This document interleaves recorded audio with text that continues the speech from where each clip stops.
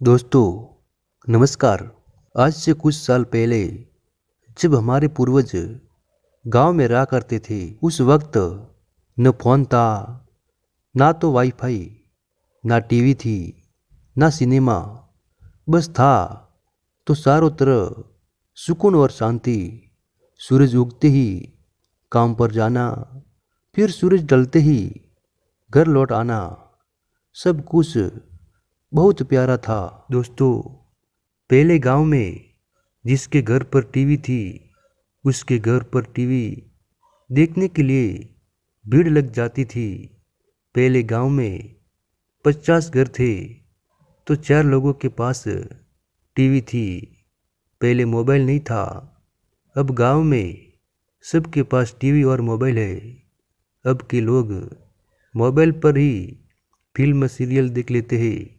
पहले बहुत लोग किराए पर टीवी और वीसीआर लाकर फिल्में देखते थे। मुझे परदेश में रहकर बराबर याद आता है, वो टूटा ही सही लेकिन घर बहुत याद आता है। ऐसी रसोई घर अब तो गांव से भी विलुप्त हो चुकी है। गांव के ये दृश्य देखकर आपको भी अपनी गांव की याद आ जाएगी। गांव का अनाज भंडार, रखने का फ्रिज, कोठी, अब तो ये विलुप्त हो चुकी है। दोस्तों, गांव के किसानों का सोफा, खटिया है, यहाँ पर आराम करने का मजा ही कुछ अलग है।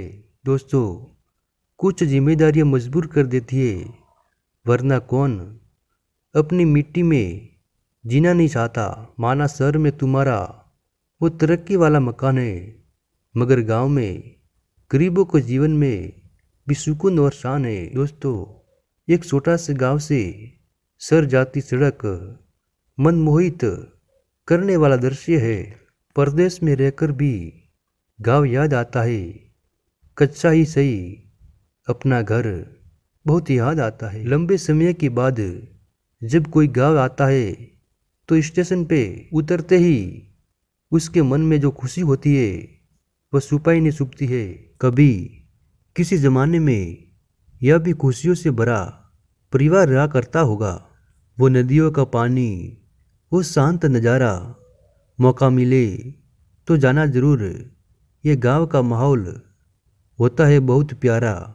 सुकून के रास्ते तो गांव में ही है, जहाँ मन को खुशी मिलती है। किसान का यह प्यारा सा घर आपको कैसा लगा जरूर बताएं। नैनों में है ये रास्ता, हृदय में है गांव, शहर के भागम दौड़ से सीन गए मेरे गांव। खटिए पे सोना मतलब सुकून की नींद में सोना। परिवार की अहमियत तब समझ में आती है जब दूर शहर में घर की याद सताती है। पुराने जमाने की रसोई बेशक गरीब थी, पर आज की मॉडर्न रसोई इसकी बराबरी नहीं कर सकती। यह तो गांव की सुंदरता है जो मन को सुकून देती है। गांव की याद इतनी आती है कि मन करता है अभी गाड़ी पकड़े और चल दे। ऐसी इच्छा हर किसी के दिल में होती है, लेकिन घर परिवार की जिम्मेदारियां पाँव रोक लेती है। थोड़ा सुकून भी जरूरी है जिंदगी में। ये जरूरतें तो कभी खत्म नहीं होती। तिनके तिनके में बिछड़ते चले गए, तन्हाई गहराइयों में उतरते चले गए। रहता था हर शाम जिन दोस्तों के साथ, एक एक करके सबके सब बिछड़ते चले गए। गांव का मनोरम दृश्य आपका दिल खुश हो जाएगा। ये आगे वाली सीट पर बैठ के किसी राजा रानी की तरह पापा के साथ कितनों ने मेले घुमा है, हम तो घूमे हैं। तब ये साइकिल होना भी बहुत बड़ी बात थी। जिनके कंधों पर होती है अपने घर की जिम्मेदारियां, उन्हें कोई फर्क नहीं पड़ता है रास्ते का। जब थक जाते हैं जिंदगी के भाग दौड़ से तो सुकून पाने के लिए चल पड़ते हैं गांव के राहों पर। गांव में इस तरह के खेतों में पानी से पटाया जाता था। जो लोग शहर की दवा से ठीक नहीं हो पाते, वो लोग अक्सर गांव की हवा से ठीक हो जाते हैं। गांव में एक ऐसा जगह जरूर होता है जहाँ आप सुकून से अकेले बैठ के प्रकृति का आनंद ले सकते हैं।